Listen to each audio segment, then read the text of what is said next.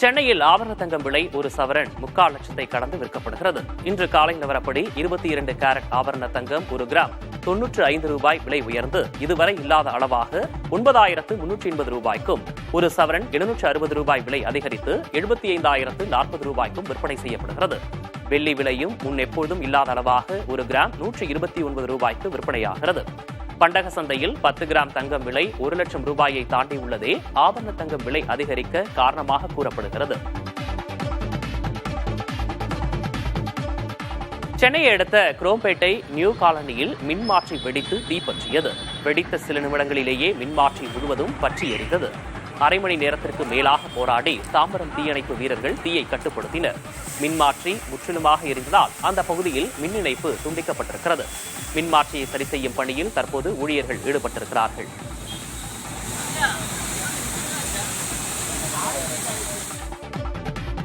தேனி மாவட்டம் ஆண்டைப்பட்டியில் தக்காளி 1 கிலோ 70 ரூபாயாக அதிகரித்திருக்கிறது. யானை மார்க்கெட்டில் 1 கிலோ தக்காளி 50 ரூபாய் வரை ஏலம் போகிறது. 14 கிலோ கொண்ட ஒரு பெட்டி தக்காளி 650 ரூபாய் முதல் 700 ரூபாய் வரை ஏலம் போகிறது. இதனால் சில்லறை விற்பனையில் 1 கிலோ 60 ரூபாய் முதல் 70 ரூபாய் வரை விலை நிர்ணயிக்கப்பட்டுள்ளது.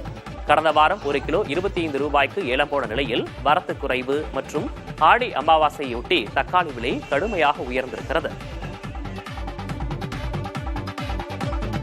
கிருஷ்ணகிரி மாவட்டத்தில் கடந்த சில நாட்களாக பெய்து வரும் கனமழையால் தக்காளி விளைச்சல் கடுமையாக பாதிக்கப்பட்டுள்ளது. இதன் காரணமாக தக்காளி விலை ஒரே நாளில் 25 ரூபாயிலிருந்து 50 ரூபாயாக உயர்ந்திருக்கிறது. ராயக்கோட்டை தக்காளி சந்தையில் 25 கிலோ எடை கொண்ட ஒரு கூடை தக்காளி 1000 ரூபாய்க்கு விற்பனையாகிறது. மழை தொடர்ந்தால் விலை மேலும் உயரும் என விவசாயிகள் மற்றும் வியாபாரிகள் தெரிவித்துள்ளனர். திண்டுக்கல் மாவட்டம் அணைப்பட்டி கிராமத்தில் அமைந்துள்ள 50 ஏக்கர் பரப்பளவிலான பிரம்மசமுத்திர குளத்தில் மீன்பிடி திருவிழா கோலாகலமாக நடைபெற்றது. பருவமழையை வரவேற்கும் விதமாகவும் மத நல்லிணக்கத்தை வலியுறுத்தியும் நடைபெற்ற இந்த திருவிழாவில் திரளானோர் கலந்து கொண்டனர். விழாவை ஒட்டி பிரம்மசமுத்திர கரையில் சிறப்பு பூஜைகள் செய்யப்பட்டன. பின்னர் பிரம்மசமுத்திரம் ஆயக்கட்டு தலைவர் கொடியசைத்து மீன்பிடி திருவிழாவை தொடங்கி வைத்தார். 500க்கும் மேற்பட்ட பொதுமக்கள், குழந்தைகள், பெண்கள் என அனைவரும் உற்சாகமாக குளத்தில் இறங்கி மீன்பிடித்தனர். வகை வகையான மீன்களுடன் அனைவரும் வீடு திரும்பினர்.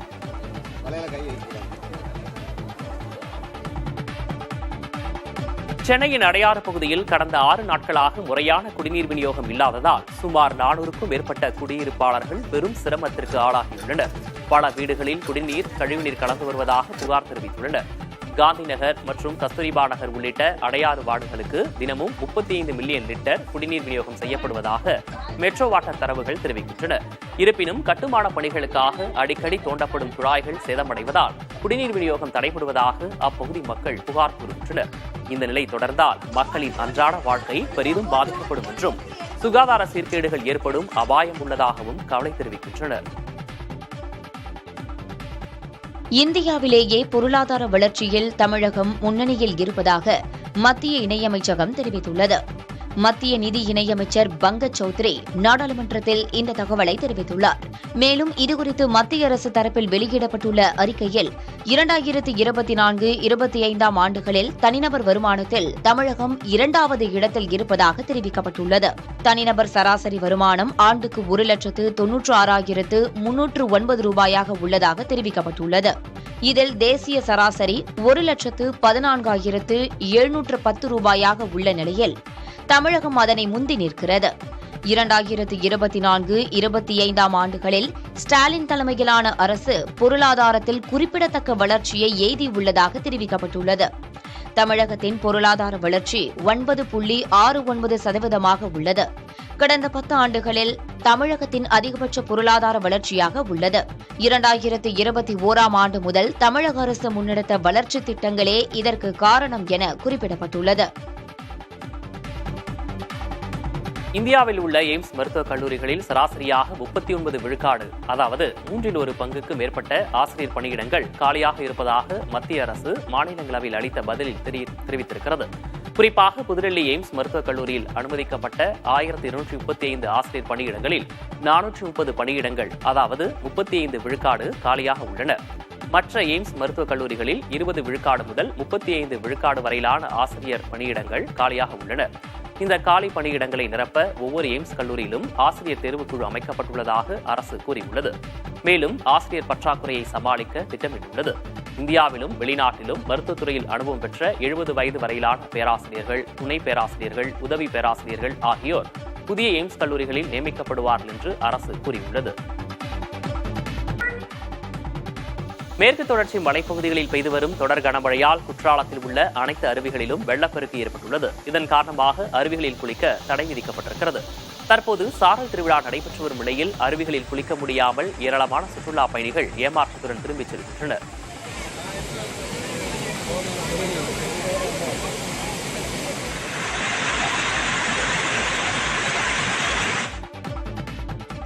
திருநெல்வேலி மாவட்டம் காரையாறு சொரிமுத்தையனார் கோயிலில் ஆடி அமாவாசை விழா களைகட்ட தொடங்கியிருக்கிறது.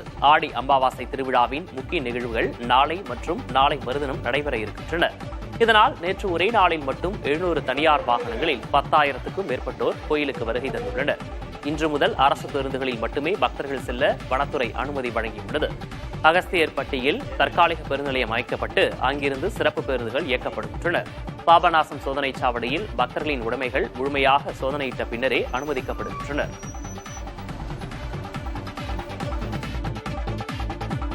தங்கப்பத்திர முதலீட்டில் கடந்த நிதியாண்டில் 205% லாபம் கிடைத்துள்ளது. 2018-19 நிதியாண்டில் யூனிட் 3,214 ரூபாய் என தங்கப்பத்திரம் வெளியிடப்பட்டது. அதன் முதிர்வு காலத்திற்கு முன்பே கணக்கை முடிக்க பலர் விண்ணப்பித்துள்ளனர்.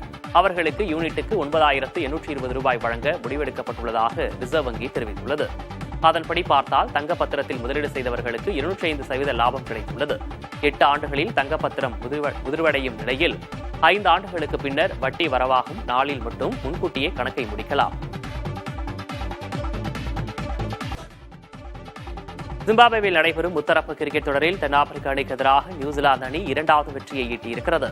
ஹரேரேவில் நடைபெற்ற போட்டியில் முதலில் பேட்டிங் செய்த தென்னாப்பிரிக்க அணி 134 ரன்கள் எடுத்தது. ரீசா ஹென்ட்ரிக்ஸ் 41 ரன்கள் எடுத்தார். 134 ரன்கள் என்ற வெற்றி இலக்கை நியூசிலாந்து அணி 16வது ஓவரிலேயே எட்டியது. டிம் சைஃபர் 48 பந்துகளில் 68 ரன்களை விளாசி வெற்றிக்கு வழிவகுத்தார். தென்னாப்பிரிக்க அணியில் விளையாடும் தமிழரான சேனுரன் முத்துசாமி 2 விக்கெட்டுகளை வீழ்த்தினார். மயிலாடுதுறையில் ஆட்சியர் அலுவலகத்தில் வேலை வாங்கி தருவதாக கூறி 1 கோடி ரூபாய்க்கு மேல் மோசடி செய்த தம்பதி உட்பட 3 பேர் கைது செய்யப்பட்டுள்ளனர். தரங்கம்பாடி கருவாழக்கரையைச் சேர்ந்த கிரிஜா என்பவர் ஆட்சியரகத்தில் தற்காலிக பணியில் இருப்பதாக ஊர் மக்களை நம்ப வைத்துள்ளார். அங்கு தலைமை எழுத்தர், உதவியாளர் உள்ளிட்ட வேலை வாங்கி தருவதாக கூறி பணம் வாங்கி ஏமாற்றியதாக பாதிக்கப்பட்டோர் புகார் அளித்தனர். அதன் பேரில் கிரிஜாவும் மோசடிக்கு உதவியாக இருந்த கணவர் ரமேஷும் தாயார் கல்பனாவும் கைது செய்யப்பட்டனர்.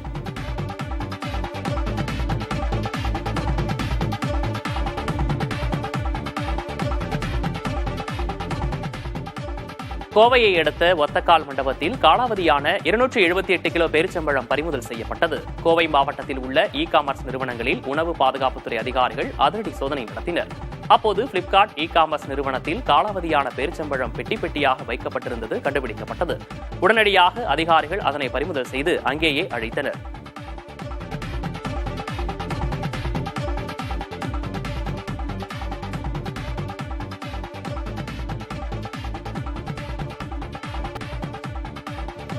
திருப்பூர் மாவட்டம் உடுமலைப்பேட்டை அருகே உயிரிழந்தவரின் உடலை சாலை வசதி இல்லாததால் தொட்டில் கட்டி தூக்கிச் சென்ற அவலம் அரங்கேறியுள்ளது. ஆனைமலை புலிகள் காப்பகத்திற்குட்பட்ட பகுதிகளில் 18 கிராமங்கள் உள்ளன.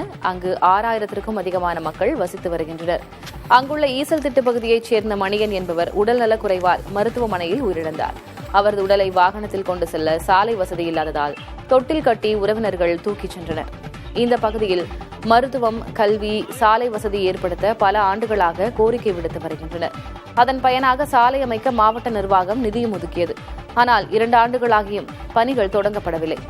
புலிகள் காப்பக பகுதியில் உள்ளதால் மத்திய அரசிடம் விண்ணப்பித்து அனுமதி பெற வேண்டும். அதன் பிறகே தங்கள் தரப்பில் தடையில்லா சான்று வழங்க முடியும் என வனத்துறையினர் கூறுகின்றனர்.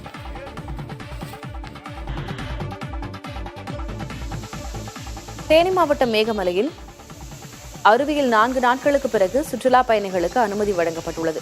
வெள்ளப்பெருக்கு காரணமாக சுற்றுலா பயணிகள் அருவிக்கு செல்ல தடை விதிக்கப்பட்டிருந்தது. நீர்பிடிப்பு பகுதிகளில் மழை குறைந்ததால் அருவியிலும் நீர்வரத்து மட்டுப்பட்டுள்ளது. அதனால் சுற்றுலா பயணிகள் மகிழ்ச்சியோடு நேரம் செலவிட்டனர்.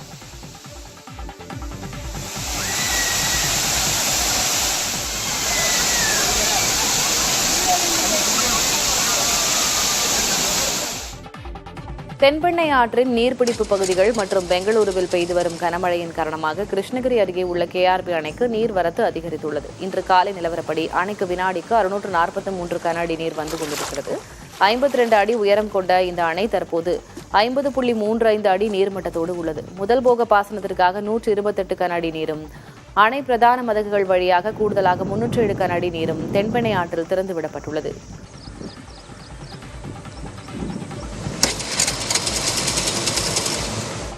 ராமேஸ்வரத்தில் திடீரென கடல் உள்வாங்கியதால் அங்கு நிறுத்தி வைக்கப்பட்டிருந்த படகுகள் தரை தட்டின. ராமேஸ்வரம் மீன்பிடி துறைமுக பகுதியில் இன்று காலை 200 மீட்டருக்கு மேல் கடல் நீர் உள்வாங்கியது. இதனால் பவளப்பாறைகள், நட்சத்திர மீன்கள், கடல் அட்டைகள் வெளியே தெரிந்தன. மேலும் பாம்பன் தெற்கு மீன்பிடி துறைமுகத்தில் நிறுத்தப்பட்டிருந்த நாட்டு படகுகள், ஃபைபர் படகுகள் தரை தட்டின. அதனால் இன்று பெரும்பாலான மீனவர்கள் கடலுக்கு செல்ல முடியவில்லை. தேனி மாவட்டம் ஆண்டிப்பட்டி சந்தையில் எலுமிச்சை விலை அதிகரித்துள்ளது. நாளை ஆடி அமாவாசை தினத்தை முன்னிட்டு எலுமிச்சை தேவை அதிகரித்துள்ளது. இதனால் 30 ரூபாய்க்கு விற்கப்பட்ட 1 கிலோ எலுமிச்சை தற்போது 75 ரூபாய் வரை ஏலம் போகிறது. இதனால் விவசாயிகள் மகிழ்ச்சி அடைந்துள்ளனர்.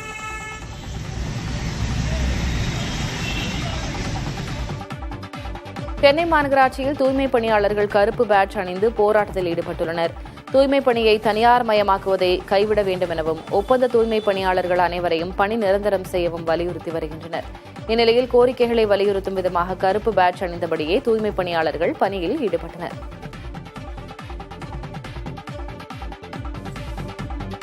திருச்செந்தூர் முருகன் கோயில் யானை தெய்வானைக்காக புதிதாக பிரம்மாண்ட குடில் ஒன்று தயாராகியுள்ளது. புகழ்பெற்ற இக்கோயிலில் 26 வயதான தெய்வானை என்ற யானை வளர்க்கப்பட்டு வருகிறது. சுவாமி உலா வரும்போது முன்னே செல்வது, பக்தர்களுக்கு ஆசி கொடுப்பது, நடைபயிற்சி செய்வது என எப்போதும் பிஸியாக இருக்கிறது தெய்வானை. இதை உற்சாகப்படுத்த சரவண பொய்கை அருகே நீச்சல் குளம் அமைக்கப்பட்டுள்ளது. இந்த வளாகத்திலேயே யானையின் உறைவிடமாக 30 அடி உயரத்திற்கு பிரம்மாண்டமான குடில் ஒன்றை கோவை துடியலூரைச் சேர்ந்த காளிசாமி ஜெயந்தி அறக்கட்டளையினர் கட்டிக் கொடுத்துள்ளனர்.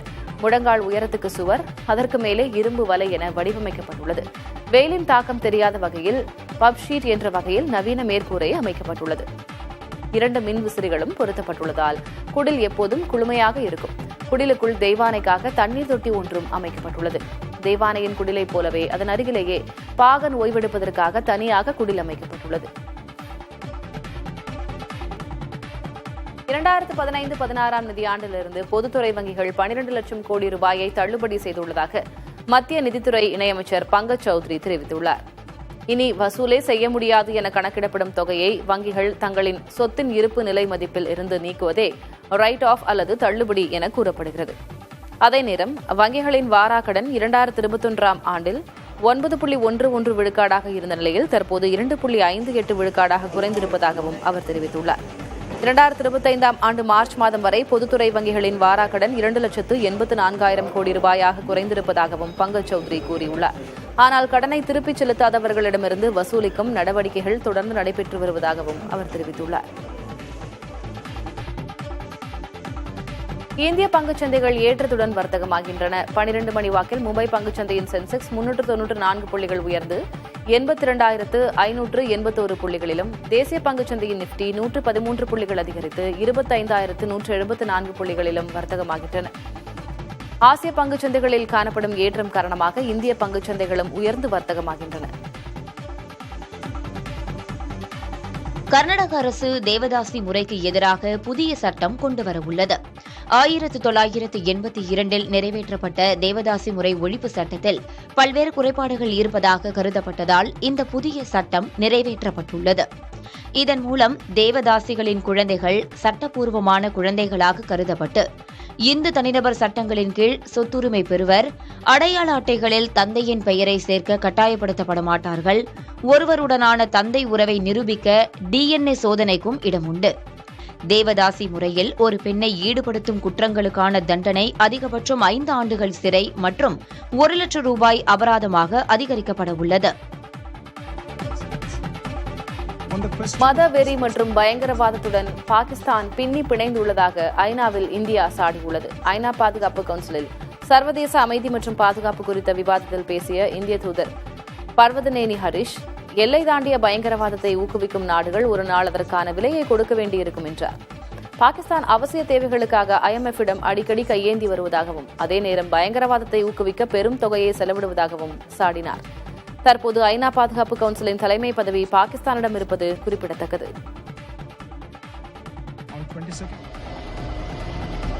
கேரள மாநிலம் கோழிக்கோட்டில் சாலையை கடக்க முயன்ற பெண் அரசு பேருந்து மோதி உயிரிழந்ததன் CCTV காட்சிகள் வெளியாகியுள்ளன.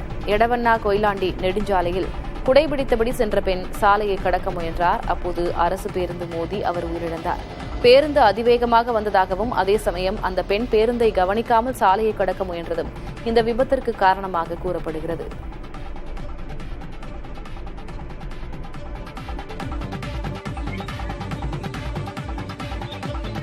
கேரள மாநிலம் மூணாறு அருகே சின்னாறு பகுதியில் புலி நடமாட்டம் உறுதி செய்யப்பட்டுள்ளதால் கவனமாக பயணிக்க வனத்துறை எச்சரித்துள்ளது. மூணாற்றிலிருந்து மறையூர் செல்லும் சாலையில் சின்னாறு அருகே புலி நடமாட்டம் இருப்பதாக வாகன ஓட்டிகள் தொடர்ந்து கூறி வருகின்றனர். அதனை உறுதி செய்யும் வகையில் தற்போது வீடியோ வெளியாகியுள்ளது. அதனால் மூணாறு, உடுமலை, மறையூர், சின்னார் சாலைகளில் செல்வோர் எச்சரிக்கையாக இருக்க அறிவுறுத்தப்பட்டுள்ளது. முதலமைச்சர் மு க ஸ்டாலின் நலமாக இருப்பதாக அமைச்சர் மா சுப்பிரமணியன் தெரிவித்துள்ளார். தொடர் அலைச்சல் காரணமாக முதல்வருக்கு உடல்நலக்குறைவு ஏற்பட்டதாகவும் அவர் கூறினார். முதல்வரை பொறுத்தவரை இந்த இன்சிடென்ட் நடக்கிறதுக்கு ஒரு நாளுக்கு முன்னாடி கூட அவர் உயிராக மதித்த சகோதரர் மூகா முத்து மரணம்.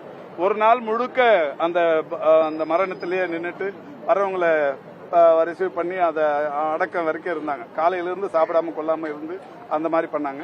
யாரா இருந்தாலுமே இந்த மாதிரியான அது முடிச்சுட்டு அந்த இன்சிடென்ட் நடக்கிற காலையில ஒரு 1.5 கிலோமீட்டர் நடந்ததுக்கு அப்புறம் தான் அவருக்கு ஒரு சிறிய அளவிலான ஒரு கிடினஸ் வந்தது. அதுக்கப்புறம் இப்போ பரிசோதனைகள் பண்ணி இருக்கிறாங்க. பரிசோதனைகள் நேற்றைய முன்தினமும் பரிசோதனைகள் முடிச்சிருக்காங்க. இன்னைக்கு ஹாஸ்பிட்டல்ல ஸ்டேட்மெண்ட் கொடுப்போம். இன்னைக்கு அதை சொல்றாங்க. இப்ப ஹாஸ்பிட்டல்ல சொல்ல போறாங்க. வரும் சட்டப்பேரவைத் தேர்தலில் அதிமுக வென்று ஆட்சி அமைத்தால் ஆண்டுதோறும் தீபாவளிக்கு மகளிருக்கு புடவை வழங்கப்படும் என்று அக்கட்சியின் பொதுச் செயலாளர் எடப்பாடி பழனிசாமி உறுதியளித்துள்ளார். சுற்றுப்பயணத்தின் போது திருவையாற்றில் பேசிய அவர் இந்த வாக்குறுதியை அளித்தார். எப்பொழுதெல்லாம் இந்த கூட்டத்தின் வாயிலாக நான் தெரிவிக்கின்றேன், நம்முடைய சகோதரிகள், நம்முடைய தாய்மார்கள் எல்லா தீபாவளிக்கும் மகிழ்ச்சியோடு இருக்க என்பதற்காக அண்ணா திமுக ஆட்சி உங்களுடைய மகத்தான ஆதரவின் பேரில் மலர்ந்தவுடன் 2026ஆம் ஆண்டிலிருந்து எல்லா தாய்மார்களுக்கும் நல்ல புடவை கொடுக்கப்படும், சேலை வழங்கப்படும். எல்லா தீபாவளிக்கும் அற்புதமான சேலை, நீங்கள் நினைக்கின்ற மாதிரி அற்புதமான சேலை நம்முடைய சகோதரிகளுக்கு, தாய்மார்களுக்கு வழங்கப்படும் என்ற மகிழ்ச்சியான செய்தியை நேரத்தில் தெரிவிக்கிறேன். தமிழகத்தில் தேசிய ஜனநாயக கூட்டணி வெற்றி பெற்று கூட்டணி ஆட்சி அமைக்கும் என அமமுக பொதுச் செயலர் டிடிவி தினகரன் நம்பிக்கை தெரிவித்துள்ளார். தேசிய ஜனநாயக கூட்டணியின் முதல்வர் வேட்பாளர் யார் என்பதை அமித்ஷா முடிவு செய்வார் என்றும் அவர் கூறியுள்ளார். நான் திரும்ப சொல்றேன், தேசிய ஜனநாயக கூட்டணினாலே அதுக்கு என்ன அர்த்தங்கிறது உங்களுக்கு தெரியும்.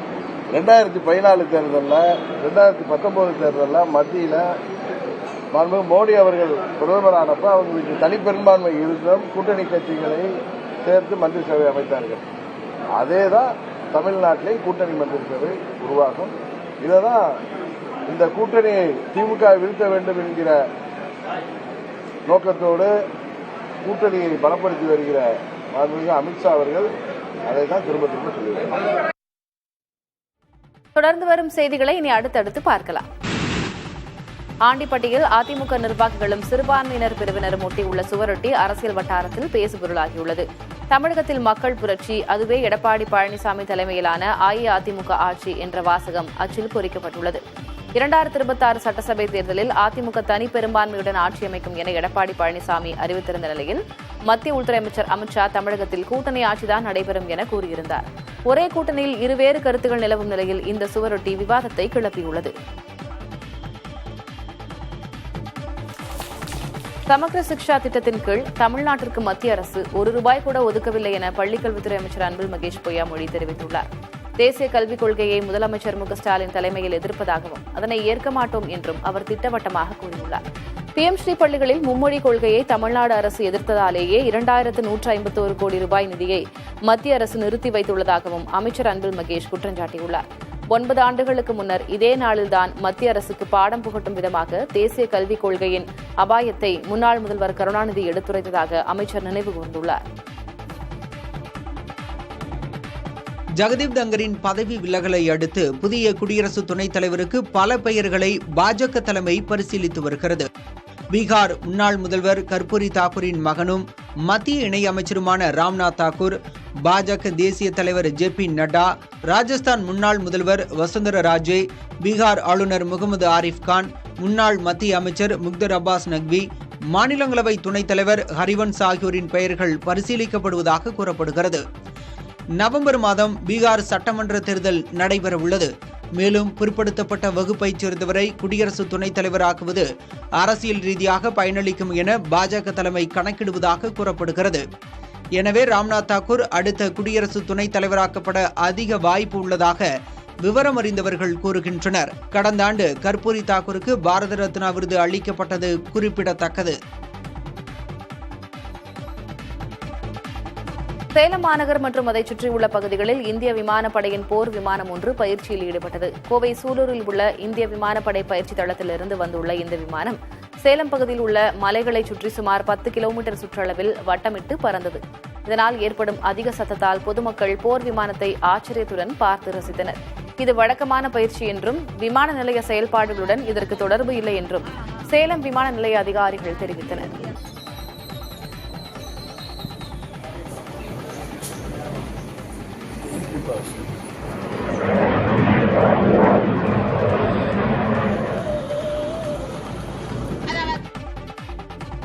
திருவள்ளூரில் 8 வயது சிறுமி பாலியல் வன்கொடுமை செய்யப்பட்ட வழக்கில் 12 நாட்களாகியும் குற்றவாளியை பிடிக்க முடியாமல் காவல்துறை திணறி வருகிறது.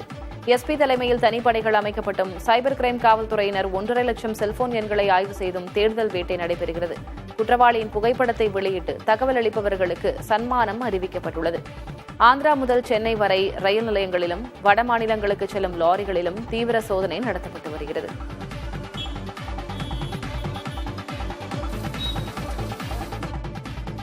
விழுப்புரம் மாவட்டம் விக்கிரவாண்டி அருகே லாரி ஓட்டுநரின் முகத்தில் மிளகாய் பொடி தூவி 8 லட்சம் ரூபாய் வழிப்பறி செய்யப்பட்டுள்ளது. சென்னையிலிருந்து கோழி முட்டைகளை கொள்முதல் செய்வதற்காக சப்தகிரி என்பவர் 8 லட்சம் ரூபாய் பணத்துடன் நாமக்கலுக்கு லாரியில் சென்றுள்ளார். அதிகாலை விக்கிரவாண்டி அருகே இயற்கை உபாதை கழிக்க லாரியை நிறுத்தியுள்ளார். அப்போது லாரியை பின்தொடர்ந்து வந்த காரில் இருந்த மூவர் சப்தகிரி முகத்தில் மிளகாய் பொடியை தூவி சரமாரியாக தாக்கியுள்ளனர். லாரியிலிருந்து 8 லட்சம் ரூபாய் பணத்தையும் அந்த கும்பல் திருடிச் சென்றுள்ளது.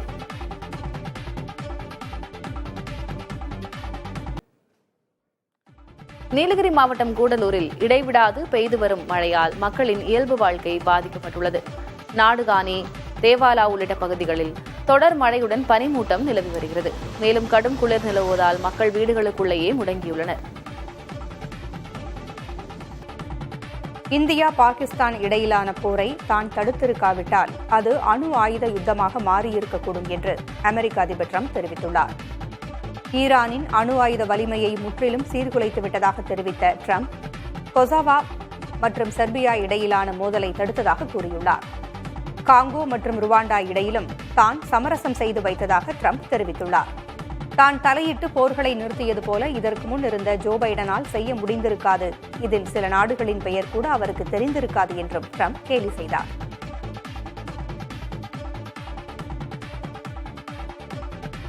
இந்தியா பாகிஸ்தான் போரை தானே நிறுத்தினேன் என ட்ரம்ப் 25வது முறையாக கூறி வெள்ளி விழாவை கொண்டாடிவிட்டதாக காங்கிரஸ் கூறியுள்ளது. ஆனால் இதற்கு பதில் கூற பிரதமர் மோடிக்கு நேரமே இல்லை என்றும் உள்நாட்டில் ஜனநாயக அமைப்புகளை சீர்குலைப்பதற்கும் வெளிநாடுகளுக்கு பயணம் செல்வதற்கு மட்டுமே அவருக்கு நேரம் உள்ளதாகவும் காங்கிரஸ் பொதுச் செயலாளர் ஜெய்ராம் ரமேஷ் கூறியுள்ளார்.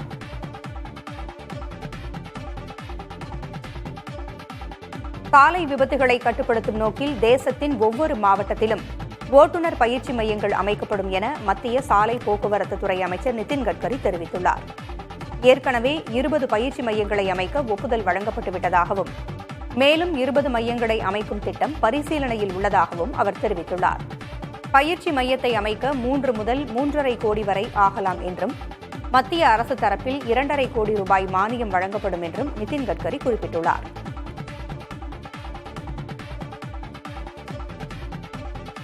கன்வார் யாத்திரையின் ஒரு பகுதியாக வாரணாசியில் உள்ள காசி விஸ்வநாதர் கோயில் மீது மாவட்ட நிர்வாகம் சார்பில் பூக்கள் தூவப்பட்டது. புண்ணிய நதிகளிலிருந்து சிவாலயங்களுக்கு தீர்த்தம் சுமந்து வரும் கன்வார் யாத்திரை வடமாநிலங்களில் புகழ் பெற்றது. இன்று ஸ்ரவன் சிவராத்திரி என்பதால் கன்வார் யாத்திரை பக்தர்கள் சிவாலயங்களில் அபிஷேகம் செய்து வருகின்றனர். இதற்காக வாரணாசி காசி விஸ்வநாதர் கோவிலில் கூட்டம் அலைமோதுகிறது. இதன் முக்கிய அம்சமாக வாரணாசி மாவட்ட நிர்வாகம் சார்பில் ஹெலிகாப்டர் மூலம் கோயில் மீது பூக்கள் தூவப்பட்டன.